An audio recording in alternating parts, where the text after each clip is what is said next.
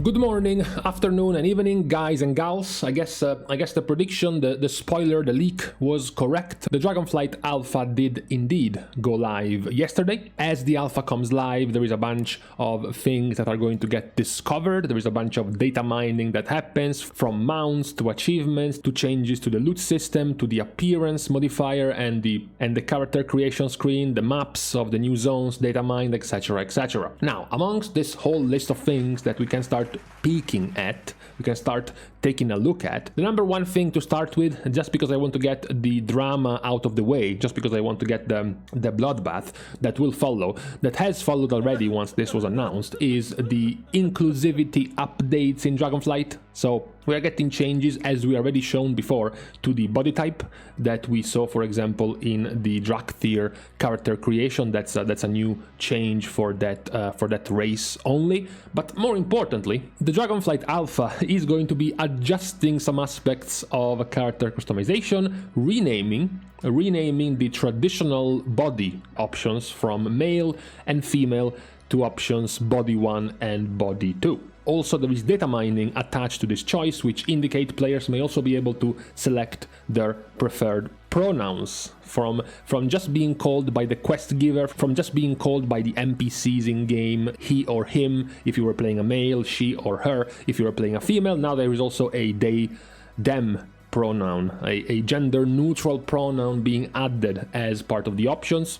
We are still not sure, however, since this part has only been data mined, the pronoun part is not in the game yet.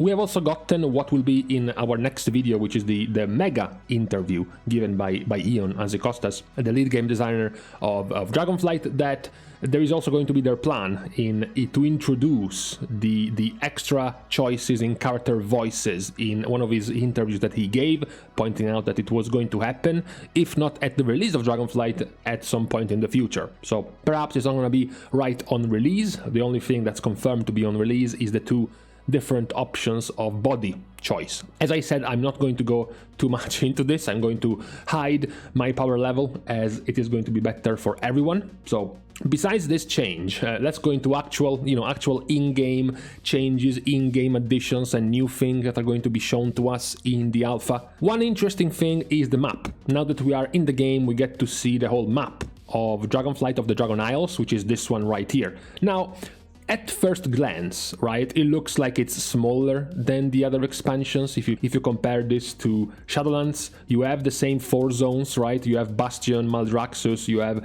Revendreth, and you have Ardenweald. So technically, it's just about 4 zones. Well, of these maps, of these zones, what's interesting and something we will read about when we go over the interview is that the Azure Span is currently, as per the dev's statement, the largest single map in the game. From any expansion, from any point in the expansion, whether it was at the release or whether it was introduced in a patch, this is going to be the largest of pretty much all maps ever as a single zone. So it's going to be quite interesting to see just how large it's going to turn out to be as a single zone. Talking about new maps, we should talk about the new models that have been data mined, one of which is of course the important role that the dragon aspects are going to play in Dragonflight. Of course, being back in their homeland, now they're going to play a bigger role, so we have some new models that have been shown to us. First one, not in its entirety, is just going to be the dragon version, the dragon model of Wrathion, which is going to be a new dragon model, and for pretty much all of the Dragonflight, the dragon aspects are going to have new shiny dragon models. You have the new model of Chromie, which will somehow make it in Dragonflight and play a part in Dragonflight as well. And then you have the dragon aspects. You have Nosdormu in its human model, you have Kalekos in its human model, and lastly and more contentiously we have Alexstrasza in her human model. Now, many people have somewhat complained about the look of Alexstrasza, not even just about the fact that she has been covered up more and whatever. The main problem is that, number one, she looks to be unnecessarily spiky. Suddenly her entire outfit turned super spiky for whatever reason, and she also doesn't look as I would say, as motherly as she should look. She looks quite skinny. She looks, in fact, even unhealthy, if I should say so. Alexstrasza, for the lore inexperienced, Alexstrasza is supposed to be the mother of dragons. Alexstrasza is supposed to be the aspect of life. She's supposed to be the embodiment of motherhood, and yet she has the hips of a 12-year-old boy. I'm not one to be very deep into being a coomer and wanting sexualized female characters in video games, but if there is one character in this game that you should keep having quite the feminine figure, is definitely the aspect of life.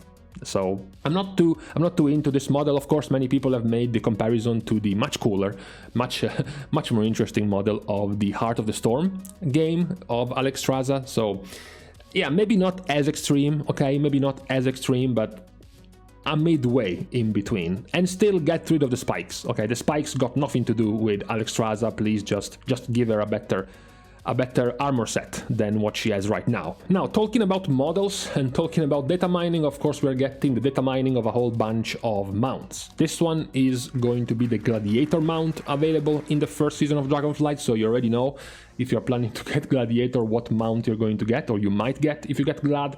There are, as far as I know, 2 brand new models for mounts, and the rest of the mounts are going to be mostly just reskins. For example, this is going to be your Fox Wyvern mount, which is obviously going to be the reskinning of the already existing Wyvern. Again, it's different enough, I believe, even though it's the same model of a Wyvern. Talking about same models, we have the Kirin, which is going to be a new horse mount. This is going to be the same model of the Talbooks that have existed since TBC pretty much, but the fact that they have a much longer mane, a much more flowing mane, and they are armored, it makes them significantly different than the already existing Talbooks, honestly. It looks actually quite cooler as well.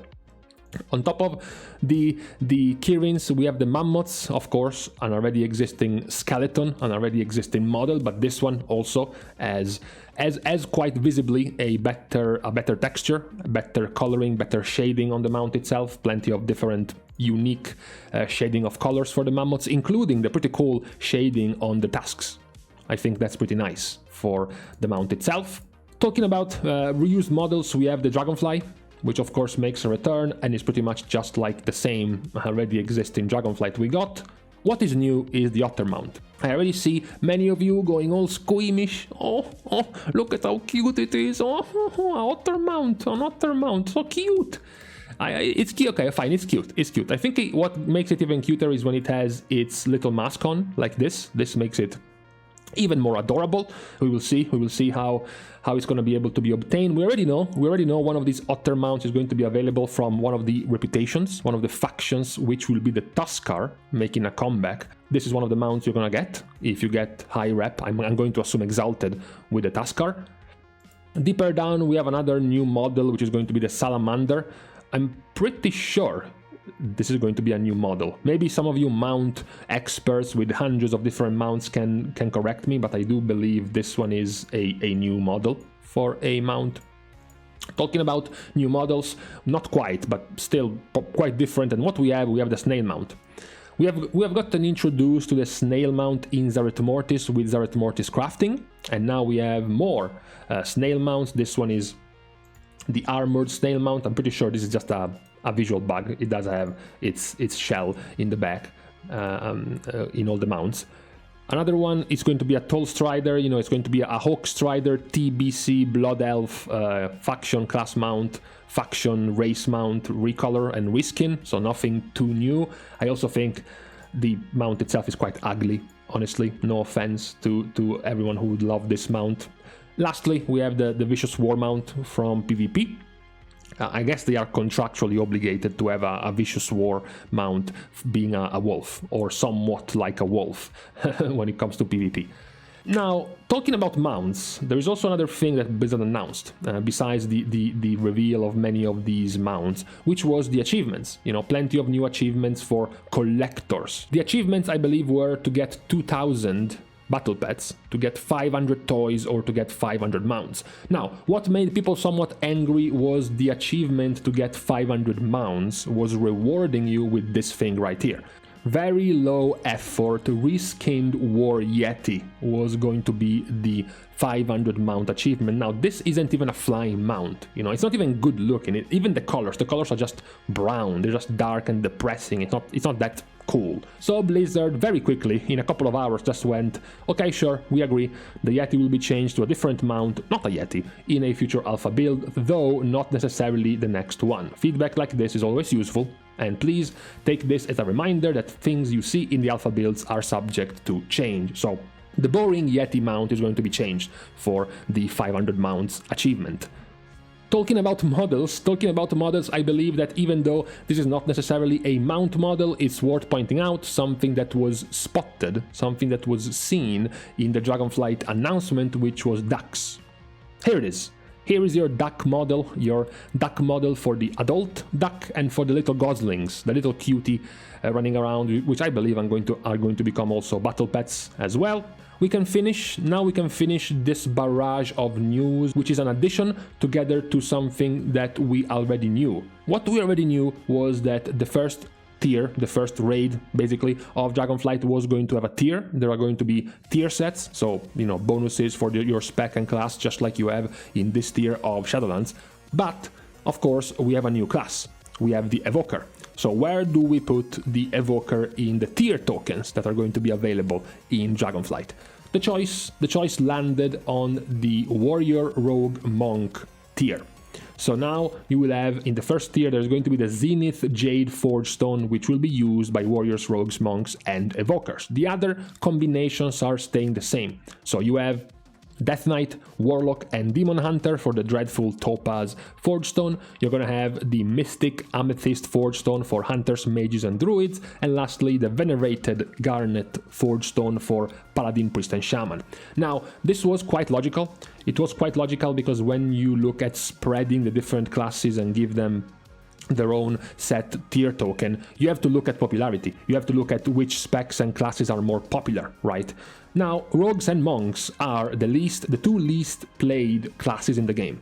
So it was only going to be obvious that the Evoker was going to land in this token, because you have one which is Hunter, Mage, and Druid. This one is probably the worst one because they are three of the most popular classes in the game. Paladin, Priest, and Shaman also has quite the popular combination of classes. The other one that perhaps could have been a possibility for Evoker was Death Knight, Warlock, and Demon Hunter. But Demon Hunter is very popular. Warlock, especially lately, has gotten very popular. So I think landing on Warrior, Rogue, and Monk was quite the obvious choice in the end for the tier token in Dragonflight. Now, this being said, we have gotten many of the news of Dragonflight Alpha out already. Now, not all of them. There is, of course, still plenty of stuff to go over. There are pretty much a slew of datamined talents for all of the different classes that have not gotten a talent tree working yet, but we will go over them slowly, especially because it's quite difficult to just gauge how those talents are going to be looking if you just have a whole list of passive effects without knowing how they're going to be placed in a talent tree.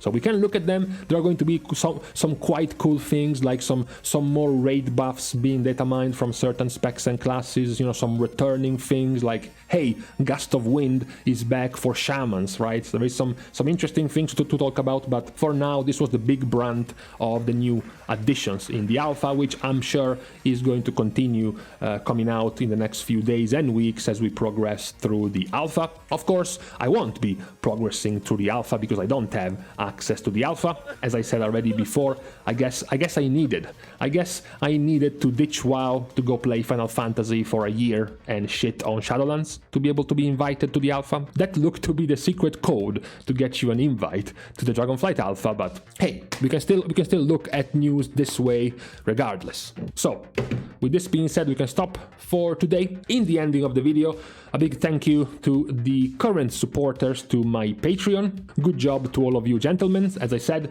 it's going to be quite a good feeling getting into the alpha and then eventually into the beta as we get more and more content, as we get more and more busy with stuff to talk about, to know that I have the support of many of you. Talking about supporting, you can of course continue to support the channel by liking and commenting down below on this video, as well as subscribing to the channel itself. I am also available on Twitter to follow, as well as to subscribe to my Patreon. Write down these links. Subscribing to the Patreon will give you access to my Discord server, which will let you get into more close contact with me. If you have questions to ask, if you have feedback to provide, I'm there all the times pretty much. With this list of things I am contractually obligated to say, we can take a break for today. Thank you guys for watching. See you guys soon. And in the meantime, I just hope the alpha cycle will be fast enough, you know, and we can start getting into the beta already and not take too much time into this. I hope.